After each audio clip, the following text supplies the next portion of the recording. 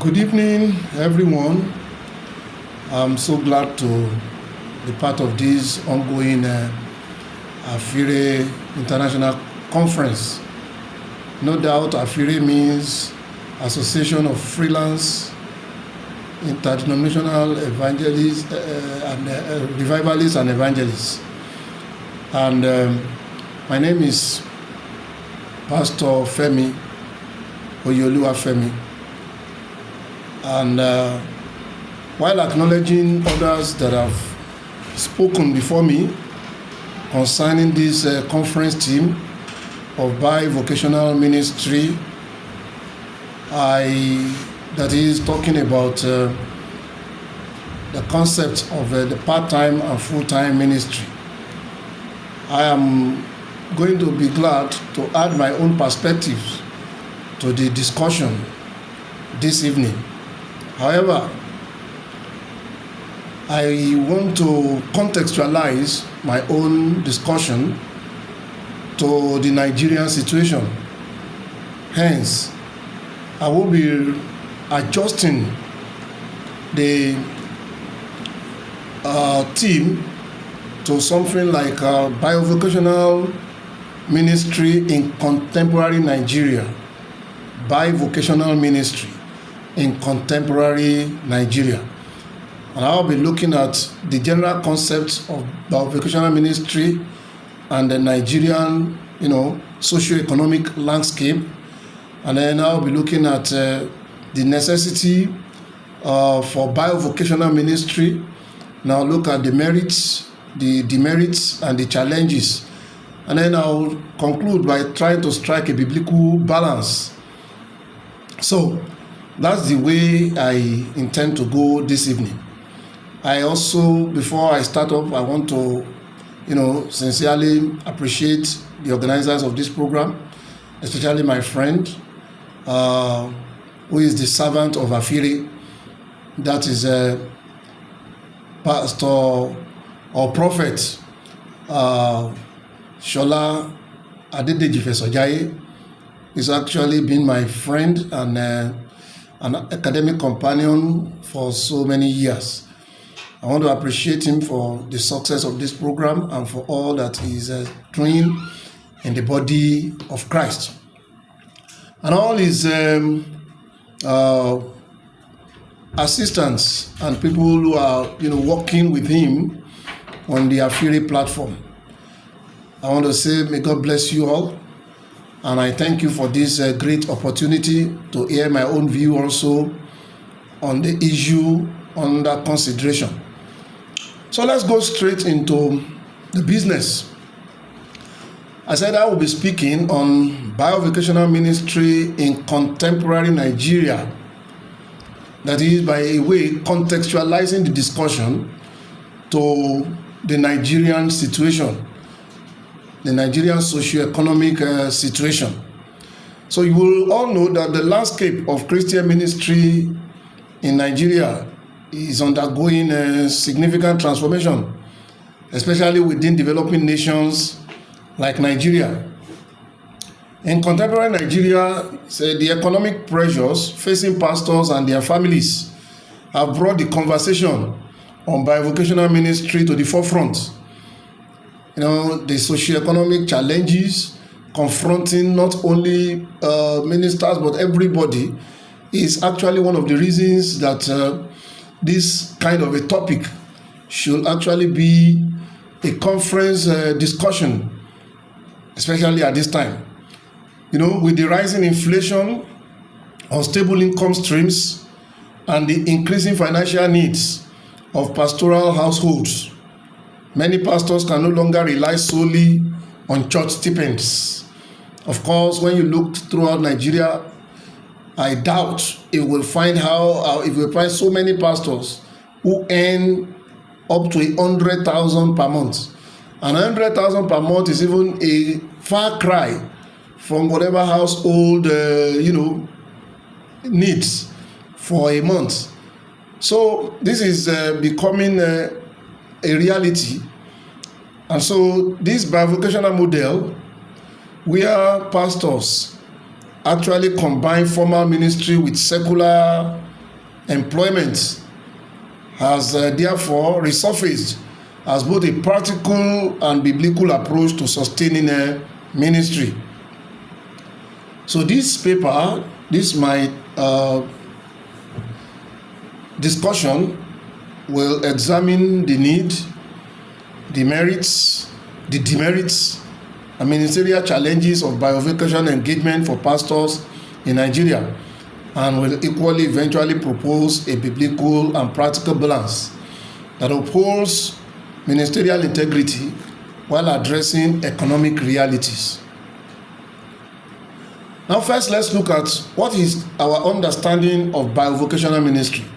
Understanding of bivocational ministry. No doubt I know those who have spoken before me have attempted to give some kind of definitions or the other, but just in a way, adding to whatever they have said, bivocational ministry simply refers to a pastoral model in which a minister engages in additional employment or business to supplement their income while still fulfilling pastoral obligations. Let me take that again. It's somehow a long kind of definition. Bivocational ministry, to my own understanding, in the context of my discussion here, refers to a pastoral model in which a minister of God engages in additional employment or business to supplement their income while still fulfilling pastoral obligations. So this approach is not new. It is seen in both scripture and church history. Of course, we know that the Apostle Paul worked as a tent maker in Acts chapter 18, verses 1 to 3. We see that Paul was working as a tent maker to actually cater for his ministerial expenses and his personal expenses. Also, we noted that Priscilla and Aquila, in the same book of Acts, combined both ministry with trade. And also, we have many other early missionaries who depended on trade, on farming, or craftsmanship of one kind or the other. This is actually very significant of the early missionaries in Africa who came with the intention for commerce, however, doubling that with ministry. So we see that in Nigeria context, this model is becoming increasingly necessary. You know, is becoming no longer an option, but very necessary. It's becoming a necessity. It's becoming a necessity rather than a choice. So now let me move quickly to the need, having an understanding of what bivocational ministry entails. Let's quickly talk about the need for bivocational ministry in Nigeria. Like I said earlier, I said I will be contextualizing my discussion to the Nigerian environment, because I believe that whatever thing we discuss as far as ministry is concerned, if we don't see the relevance in a Nigeria of our time, then there is hardly any reason for such discussion. So let us see the need for bivocational ministry in the Nigerian context. Number one, we'll talk about the economic pressures. As at now, Nigeria faces persistent economic instability marked by high inflation, rising cost of living, unpredictable and often inadequate church income. Of course, there's no church income that has been very adequate if we want to be in a realistic sense. Even most pastors don't earn the national minimum wage. Most pastors in Nigeria do not earn the national minimum wage. So how do they cope? Then increasing financial responsibility of pastors with families. Just like every other human being, the pastors too engages with economic realities. They will need to take care of home, children, school fees, different kind of things like that. So many things. Just like any other human being will be having to take care of such needs, family needs, and both the extended family needs everywhere is all there. So, but relying solely on the stipend which comes from the church, which is definitely inadequate or will not be very realistic for the person, for a pastor to be able to live a normal life. So the remuneration structure for many full-time pastors, especially in rural areas or on missions, or even emerging churches, young churches, has not kept pace with reality. Like I've said, there are very few pastors who earn the minimum wage, the national minimum wage. So, and all the normal thing that every man has to, provide for, are also equally necessary for the pastor to provide for. He doesn't have a special market where he can negotiate on his own terms with his own size of income. So the pastor also participates in the community, in the society, just like any other person. So for this reason, there is a necessity. There's a necessity for him to begin to, look for additional income in order to continue to live as a responsible man in his family and among his own children. And even if the church perceives him as irresponsible, not able to take care of his normal income, they will not respect him. So this is a necessity. Like I said, economic pressure makes it a necessity for pastors to seek additional income. The second point is changing church demographics. Changing church demographics is also another very important necessity that makes bivocational ministry a need, especially in Nigeria. Many congregations are young and sometimes very small congregation, and they are also financially limited. So the burden of a pastor on the church may be overwhelming. So the assembly, this small assembly, young assembly, may not be able to cater fully for their pastoral welfare. Yeah, we know that so many times because of expansion of the church, we have so many young churches, and most of the pastors belong to most of these young churches. There are very few churches that are very, big, well established. That there are fewer of those than the ones that are young, small churches. And so most pastors pastoring such small churches cannot put their burden entirely on the church. If the church is overburdened itself, the church itself will complain, will groan under the heavy burden, and then we have to, the pastor becomes an object of ridicule if he's not able to take care of himself and depends on the church all the time. So this means the necessity for pastors to become bivocational. The third point of necessity is the sustainability of ministry. For instance, a financially strained pastor is vulnerable to burnout. When a pastor is financially strained, he is not able to cater for the necessary responsibilities that is coming to him on a regular or daily basis. He becomes vulnerable to burnout. He gets easily worn out, tired out. He is no longer giving his best because he's saddled with so much burden in his heart. Then that could also, lead to what we call emotional stress. He must be so stressed emotionally that he will not be discharging his spiritual duty or sacerdotal functions, with a good conscience. Then, of course, that will also lead to compromised integrity. Yes, and that will lead him into accepting manipulative gifts. People can give him some gifts, that is manipulative and dangerous for his spiritual life and for his spiritual overseer over the church. So all this becomes vulnerable to those things, and then reduce effectiveness in ministry. Generally. So bivocational work can therefore provide economic relief and dignity. So bivocational work in this case. So there are three instances that I've said now that becomes a necessity. First, because of the economic pressure. Two, because of changing church demographics, where we have a lot of young people who cannot really provide enough for the pastor, and the church becomes burdened. And then,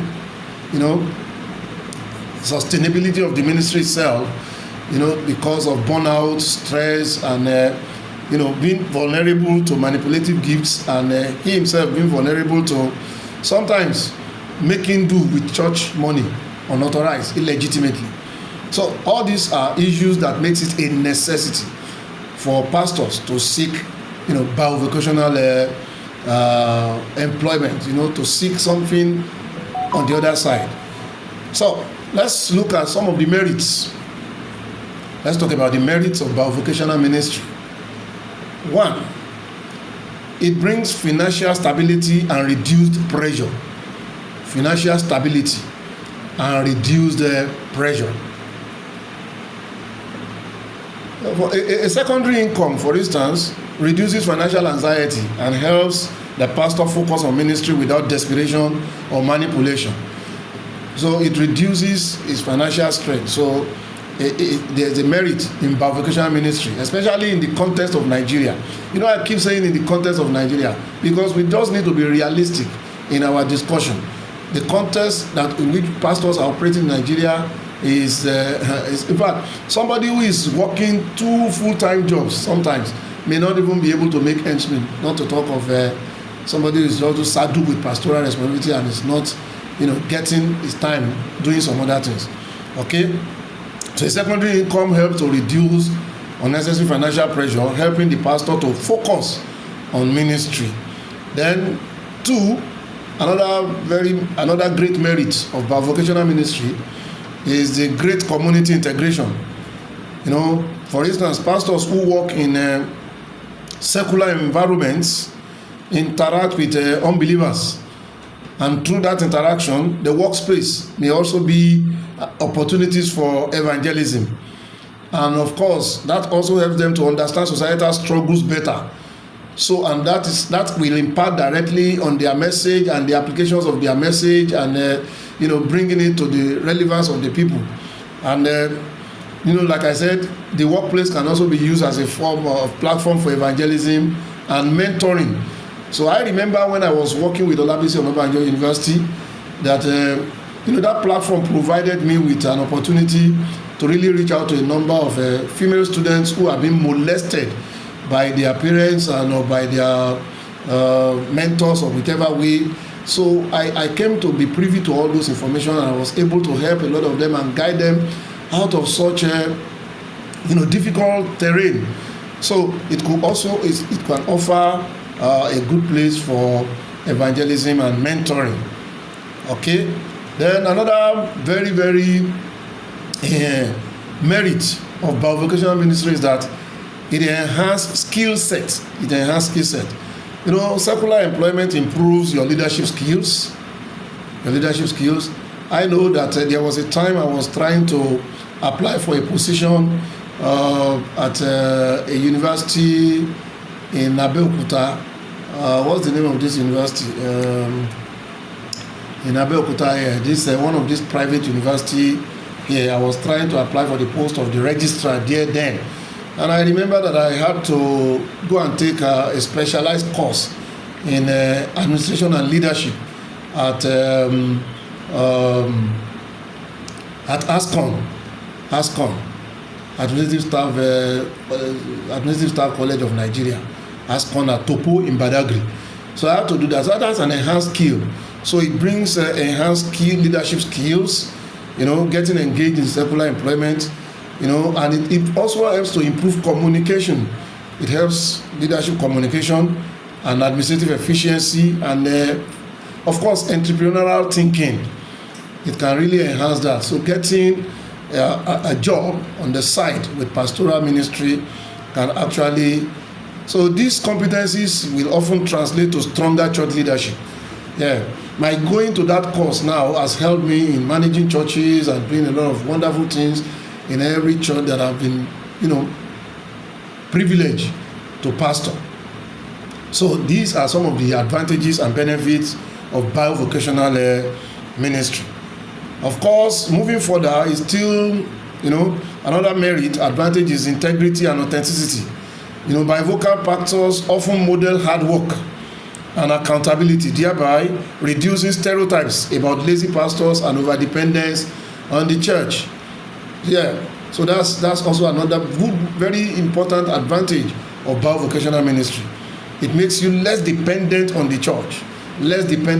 So that when the church has to give you, you're okay. If they don't have, well, it's okay, life goes on, you don't complain. So you work with integrity, because of course you know that the church money, the only one that is given to you is yours.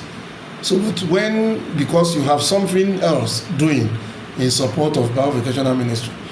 So also it reduces financial burden on churches. It reduces financial burden on churches, especially with small congregation. The pastor's supplementary income allows the church to allocate resources to mission, outreach, and some other facility development, which will not be so if you are just a full-time pastor doing no other thing. I've been privileged to have been bivocational from the beginning of my ministry, and there is no time I have never been bivocational. I have always worked as a lecturer in Bible colleges, in universities, while at the same time pastoring. So I have always been bivocational, and I know that all these things I've said, they are coming from my personal experience. I have experienced it. I have known that there is little or no pressure on the church. You understand? And that helps the church. For instance, in most of the churches that I've pastored, I've always planted more churches for them. I have always met a church single, and usually I leave them either with 2 more churches, 3 more churches, as the case may be. So, and that is because they are not fully funding all my expenses. So we have enough money to do church planting. We have enough money for missions. We have enough money allocated to some other things. So these are some of the reasons why oftentimes some of my friends will ask me, how do you do it? We are pastoring a church, you are always planting a church house. Well, it is always because I am bivocational. So from my own experience, I know that these advantages really helps the church to really grow. And of course, you earn respect of the membership of the church. That's the truth. You earn the respect. You just earn it naturally, because they know that they cannot punish you with money. Like I know some church pastors will say, okay, if our pastor gets us anointed, we will punish him, we will not pay his...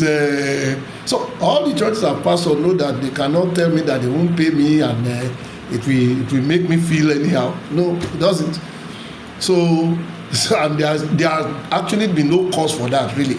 There has actually been no cause for that, for them to now say they won't pay me. So they still pay, even sometimes, more often than not, they still even pay me all that they are necessary to, that is due to me, and it's okay.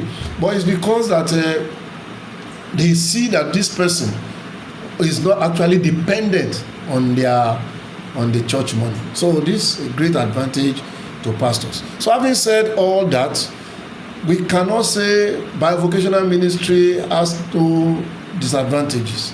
It has. And I wanted to mention those ones very quickly now. Number one of the demerits of bivocational ministry is divided time and focus. So the major concern is the reduced availability for pastoral visitation, pastoral counseling. I must confess this. I always tell whatever church that I pastor, and I'm sorry, I will not have time for visitation, but I can disciple and mentor people who will do that for me. And that's the essence of good delegation and proper mentoring of people. I hardly visit people because there is no such time. However, I use proxies. I visit people by proxies, so that they can always fill that gap for me. So that's one major disadvantage or demerit of bivocational ministers. They hardly had enough time for visitation, for counseling, and for study and sermon preparation.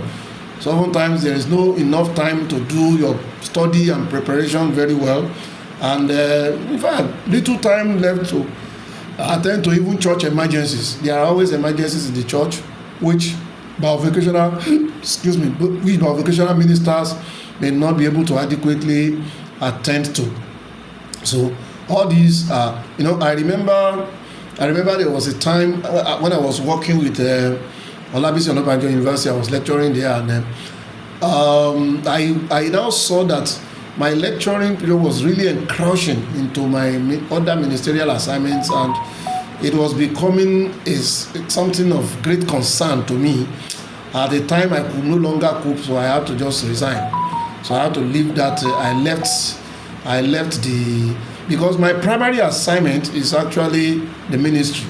So if my work in any bivocational ministry or bivocational employment is encroaching on the time that I have to spend on ministry, the best thing is to resign, to leave that. So and I did that on a number of occasions. I have done that on a number of occasions. So that's one major disadvantage. Another one is fatigue and burnout. If you are not very strong, if you are not a very strong minister, you cannot take a bivocational ministry. You cannot take a bivocational ministry. Because juggling employment and ministry can exhaust the pastor physically and emotionally. So if you are not a very strong person, it takes a very strong person to have the boldness to take such offices. So these are very important factors when it comes to bivocational ministry. So if you are not very strong, you may not be able to handle it. So it takes the strong to be able to handle such a thing. So it's very important to note that as a serious disadvantage. So another demerit is that you have limited availability for spiritual formation. So that's most of the time you really don't have time to build up yourself spiritually. The constant pressure of the work you may not have time to be able to engage in personal retreats, personal spiritual prayer, and personal spiritual discipline, which are all necessary for a right standing and effective ministry. So these are some of the demerits. So except you are very disciplined, except you are a very disciplined person, you may not be able to, build yourself. In fact, you may become spiritually weak or fagged out, and that may not be helping to the ministry. So these are some of the areas. For anyone who is considering bivocational ministry, you must think of all those areas. You must be able to assess yourself whether you have the strength and the capability to be able to hold the two without losing your own spiritual balance. So these are very important. Then another demerit, another major disadvantage is perception issues. Some church members expect the pastor to be on ground 24/7. And so when they don't always see you 24/7, they are discouraged. Sometimes they are discouraged. Sometimes they feel they misunderstand your bivocational ministry as lack of commitment. They say, this is our pastor. He's never available. He's not committed. And sometimes they misinterpret it also as greed, financial greed. So they are just greedy, and that's why you are really engaging. And of course, some may even misunderstand it to mean your spiritual inadequacy, that you are not spiritually adequate. So all this could be misunderstanding, from different perceptions. So these are some also disadvantages. Then another disadvantage of bivocational ministry is potential conflicts of interest. If it is not wisely managed, business commitments can really interfere with worship times. Oftentimes, pastors who are bivocational miss worship times. They come late to Bible study, all sorts of things. So if you are not personally disciplined, so any pastor, anyone who is not so personally disciplined himself should not even consider bivocational ministry. Or maybe instead of taking another job exclusively, he should actually, engage in some kind of ministry that still does not take him away from his primary assignment, but can still earn him money, like online engagement. Somebody was asking me this morning that is it a sin for a pastor to monetize his YouTube page? I said, if it is not a sin for anybody to earn money from whatever content is uploading, so if it's uploading good content that is blessing lives, and people are also blessing him back, and the YouTube account decide to pay him, that is not a problem. So he can just be right where he is in his ministry and be earning money online. So these are all forms of avenues to generate money. I don't know, some people may have a different opinion about that, but that's my own personal opinion. I have not monetized any page on YouTube. I'm not on internet or any online place, but if it happens sometimes in the future, if I come there and it's paying me money, I'm making money through it, so be it. People are getting blessed, and I'm okay. If people are getting blessed, I'm also blessed in return. I don't see anything that is wrong with that. You see, people will always criticize pastors because they feel pastor is a superhuman or is more of a human being than any other person. And of course, many of those who criticize such things don't actually give their pastor anything. They don't bless him. They don't. And of course, biblically, it is right that anyone who is providing the good things for you in the spirit, you must also bless him with the material things. So it's biblical. So if anybody is blessing me with my online presence, so be it. I can't regret that, and I cannot condemn anybody for monetizing their YouTube page. It's fantastic. If you are jealous, go and make a YouTube page too. If it is that easy to create content, even prayer content, it's not that easy. It's not that easy to do it on a regular, consistent basis. It's not easy. If you try it, you will know. So that's my own view anyway. So moving on, let's look at some of the challenges posed by bivocational engagement. Some challenges. Tension between ministry and professional expectations. Yes, secular jobs often carry deadlines, targets, and obligations that may clash with pastoral commitments like funeral, counseling, and crisis or midweek services. So we should be able to manage this. So these are challenges, but a very organized person should be able to manage it effectively. And that's why in every pastorate where I belong, one of the first things I do is to prepare people, equip people, prepare them, and, delegate works to them even while I am there, so that I can see how they can do it while I am not there. So that whenever I'm not available, in fact, they take it as a thing of joy that, they are given opportunity to minister. So if you are taking a bivocational ministry, then you must be organized, you must be personally disciplined. 2, sometimes bivocational ministry could come with emotional guilt and pressure. Sometimes you feel guilty that you are not really responding to your full-time engagement which God has called you into. So even when their financial survival actually depend on that bivocational work, so sometimes guilt sets in. So my own counsel to such people who feel guilty is to reassess their stand and align with the Holy Spirit. If the Holy Spirit is not condemning you, I don't see a reason why you condemn yourself. Or if you know that in one way or the other, you still do everything that is expected of you as a full-time minister while you are also fully engaged in some other bivocational duty. Well, I don't think the issue of guilt should be there. So then another challenge is institutional resistance.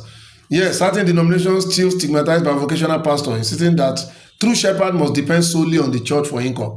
So when you are working in a ministry that does not encourage bivocational, then you need to prayerfully seek the face of God for where your additional income may come. Because it is very wrong to go against the institutions that has engaged you. So if you can no longer remain completely loyal to an institution, the best thing is to leave that institution. You cannot remain in that institution and remain disloyal. So if your institution frowns against bivocational ministry, if your institution frowns against you taking another job, then of course, maybe from the initial point of agreement, there are some things that will have been settled. I know some ministries like Winners, for instance, settle the house rent. Your house rent is settled. Your wife is also paid.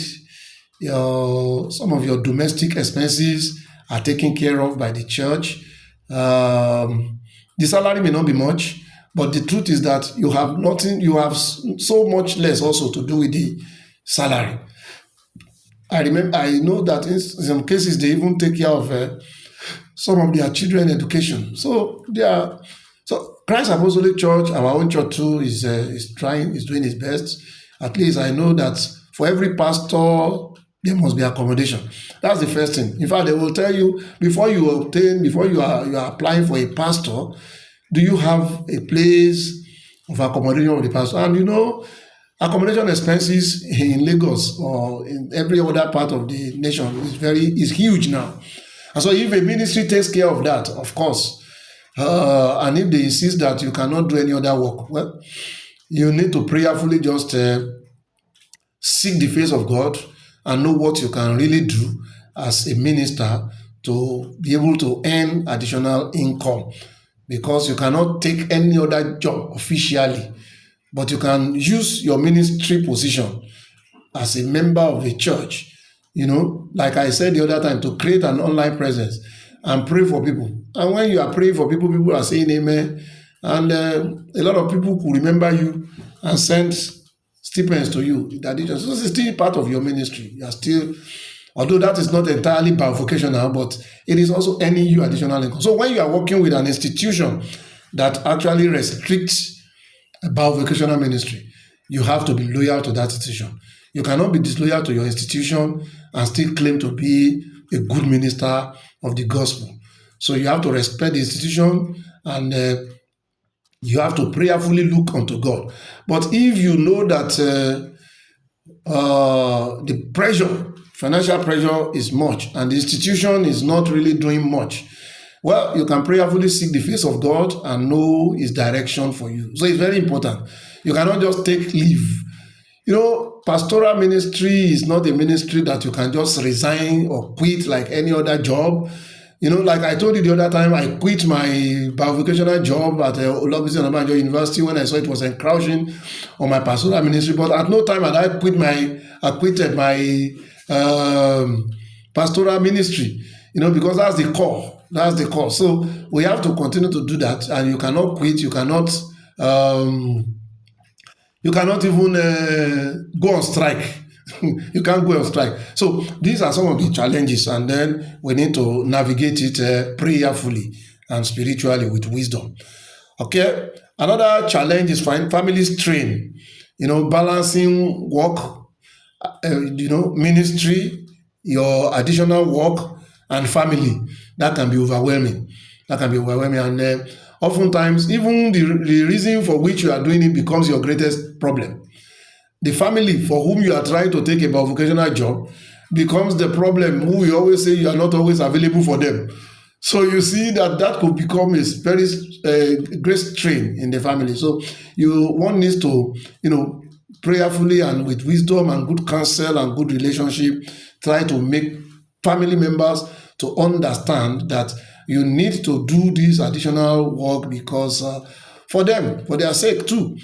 You understand? So, or plan with your wife to, I know that some ministers' wives don't even work, and that's the biggest challenge. They don't even work, and nobody is paying them, and they are not also probably ready to work, or maybe their husband also feel that they shouldn't be working. I don't understand. Also, situations can be very overwhelming on the man himself. So, family strain could be a major challenge to bivocational ministry, but we can easily navigate that by sitting down with the family members, both children and wife, to really talk things out and find a way around it. So that could also be a challenge. Another challenge is reduced innovation in ministry.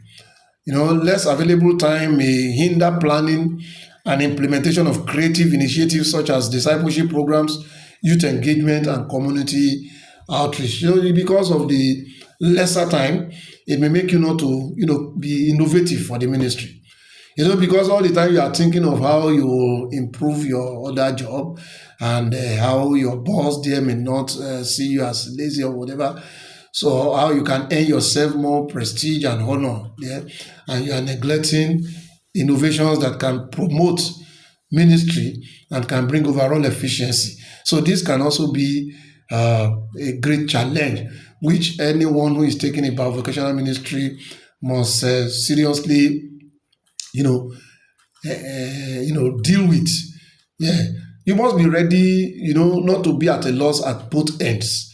The ministry must be on fire for the Lord, while at the same time you are not negligent in your own order. And sincerely, just like I did, whenever one is attempting to encroach on the other, then the obvious thing to do is to quit your second job and remain with your ministry until God fashions out another way for you to begin to, earn decent and legitimate income on the side, apart from the ones that is coming from the ministry. So these challenges are very, very important for us to really deal with for anyone who is going to engage in bivocational ministry. So let's now quickly look at biblical reflections and balance. So far I've talked about the necessity because of the economic pressure, the Nigerian situation. In fact, bivocational ministry has become a necessity. Most churches' stipends are no longer enough to cater for pastors. So, but I have also explored the major disadvantages of bivocational ministries, and I have also looked at some of the advantages. And of course, I've also dealt with the challenges which individuals within our capacity need to know how to handle and how to tackle in each case or engage. Now let's look at I want to close on with looking at some biblical reflections and balance. Let me first look at Old Testament patterns. You see, in the Old Testament, priests and Levites were supported through tithes and offering. But many still engage in farming or trade outside temple service. That's why if you check Numbers chapter 18, a Levite was engaged in some kind of work. So in spite of the fact that they have been provided for by the tithes of the other tribes of Israel, some of them still engage in some kind of really small work.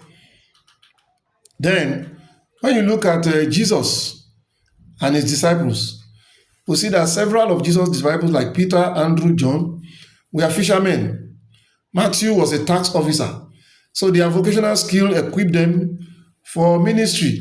So they were still, they were following Jesus, and they were still in the business of fishing, even though Jesus Christ was discipling them and they were following.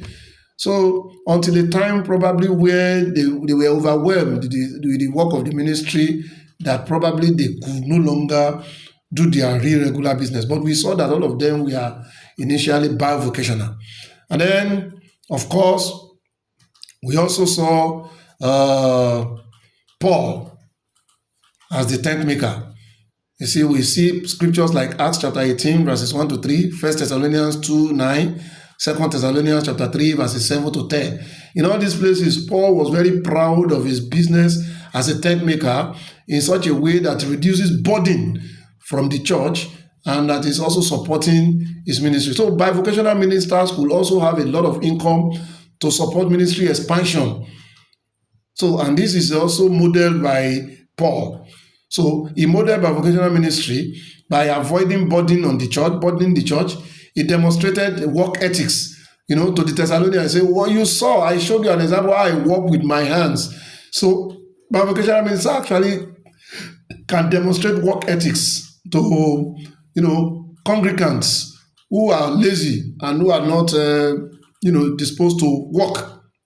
So this can be a way of really setting examples for the flock. And of course, most times if it was this bivocational ministry that he used in finances missionary journeys, oftentimes churches do not even have enough to give to him.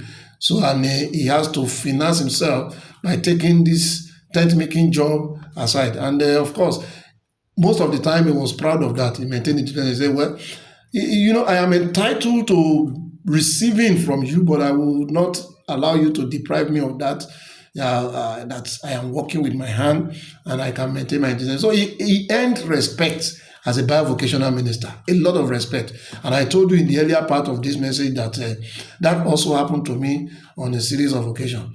Nobody there says I'm not paying you because of no, because they know that I don't really depend on it, but I will earn it. Okay. So yet Paul also affirmed the right of ministers to be fully supported. Yeah, in 1 Corinthians chapter 9, verses 7 to 14, Galatians 6. So it does not mean that because somebody is bivocational, the church will now hands off. No. As long as the person is also taking care of the church and doing his due diligence in the church also need to really, take care of him. So bivocational ministry, from what we have seen so far in the Bible, is legitimate but not mandatory. Take note of that. Bivocational ministry is legitimate. In other words, is not a sin, so to say. It is biblical. It is legitimate. You understand? But it is not mandatory. It is not that everybody must be bivocational. There are times that God, restricts some people to concentrate fully on ministry. One needs to just obey God, because the God who says you stay fully on the ministry knows how to take care of you. And of course, sometimes what you'll be earning may not even be coming from that particular church. God may just raise people to support you from anywhere, and it will be okay. So, like I said, it is legitimate, but it is not mandatory. Full-time ministry is ideal, but not always feasible. Yeah, it's ideal, especially in the socioeconomic situation of Nigeria, but it is not always feasible sometimes, especially in some ministries that are, when you work in a ministry that has program in the church almost 24/7, every day, every time, every minute, program upon program, you won't have time for any other vocational ministry. So, both models are scripturally valid. That's the point I just want to drag out. If you're a full-time minister and you are not engaged in bivocational ministry due to one reason or the other, it's okay. Look up to God. And of course, even those who are engaged in bivocational ministry, it is also to God we look up to. We always look up to God for sustenance. We don't go and teach anywhere or do anything by charging them first. They pay us when they want to pay us, and you see, and all is okay. So we still look up to God. So whether you are bivocational or full-time pastor engaged with the church 24/7, both of them are biblically valid. And both of us, whether we are bivocational or full-time pastors on a church, we all need to look only unto God. Taking note of this core biblical principle, the priority of ministry must remain intact, regardless of whether or not a pastor is full-time or bivocational. So prioritize ministry. This is very important.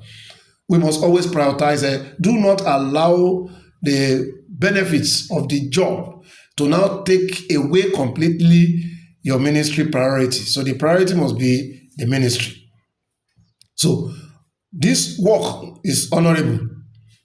However, ministerial calling must remain central to your purpose in life. Churches, then another thing is that churches must take responsibility for pastoral support when they are able. You see, oftentimes when your condition forces you to react to the church, you understand, it is not the best. It's like you are looking up to the church, you are not looking up to God. So all of us, we first look up to God. So take note of that. The ministry takes priority. Your ministerial calling must remain central to your purpose in life, even when you are bivocational. And an advice to churches too, that churches must always take responsibility for their pastors, pastoral support. So I need to give these practical recommendations as I close this discussion. First, for pastors, choose jobs with flexible schedules. Like if you must be bivocational, if you must take another job aside from pastoring, full-time pastoring, then choose jobs with flexible schedules like education, consulting, business writing, agriculture like farming or poultry or online services. This may not encroach too much on your time that you have left for the ministry. Okay? Then maintain strong spiritual discipline. Try as much as possible to ensure that you don't, neglect your spiritual discipline because of the job that you are doing. Delegate church tasks to trained leaders. This is very important. If you must be bivocational, then you must also learn how to develop leaders and delegate some certain things so that you will have less time. And so you will have much time to do some other things. Then set clear boundaries with employers and congregants. Set boundaries. Yes, let your employers know who you are. You see, don't disguise as if you give your employer the impression that he has you all the time. Set the boundaries. And if it's not going to work, then leave the work and concentrate on your ministry. Avoid jobs that compromise spiritual integrity. Yes, this is very important. If you are going to be bivocational, then take a job that does not compromise your spiritual integrity. You cannot be a pastor and go and take a job as an hotelier or whatever. That can really compromise your spiritual integrity. So, because if you are asked to be serving drinks to people, will you say you are not going to serve? You are taking, so you must be sure that you are not compromising your spiritual integrity. Then for churches, recommendations for churches: improve pastoral welfare where possible. This is very important. A lot of churches do not think, or some churches do not take pastoral welfare very seriously. And that's very, very bad. I know some churches that will be owing pastors 2 months' salary, these stipends that they are paying. And they know that these pastors rely only on this salary.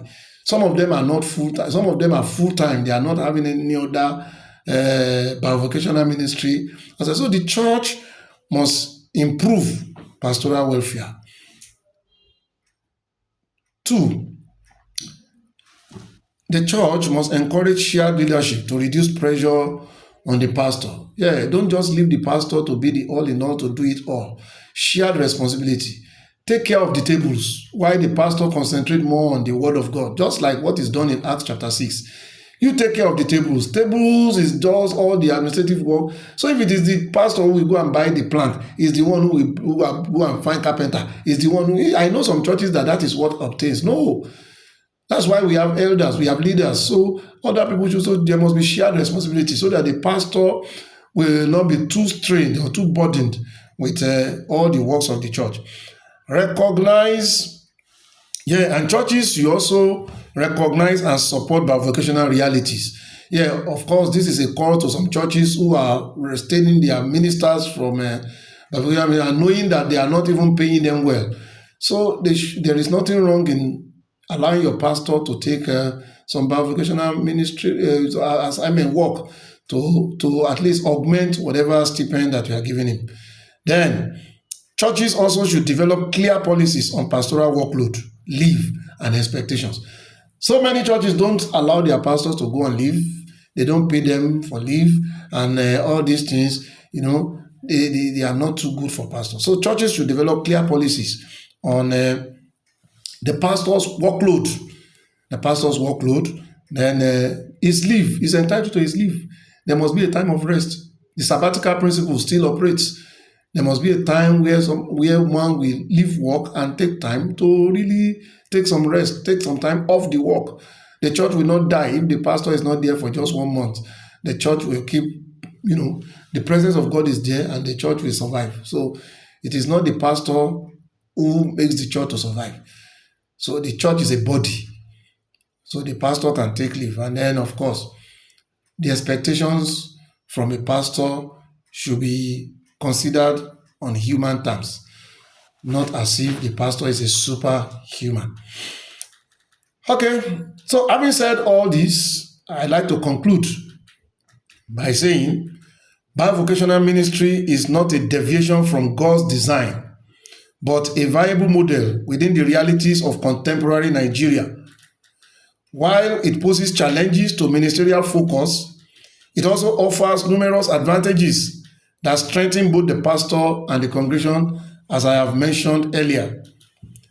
The goal, therefore, is not merely to debate full-time versus bivocational ministry, but to pursue faithful, sustainable, and biblically grounded pastoral service. When managed wisely with spiritual discipline, institutional support, and personal integrity, bivocational ministry can empower pastors to serve effectively, maintain dignity and integrity, and thrive economically without compromising their call. This is my own submission. And I pray that God, in His infinite mercy, will grant us wisdom to make the right choices. Thank you very much for listening, and God bless you.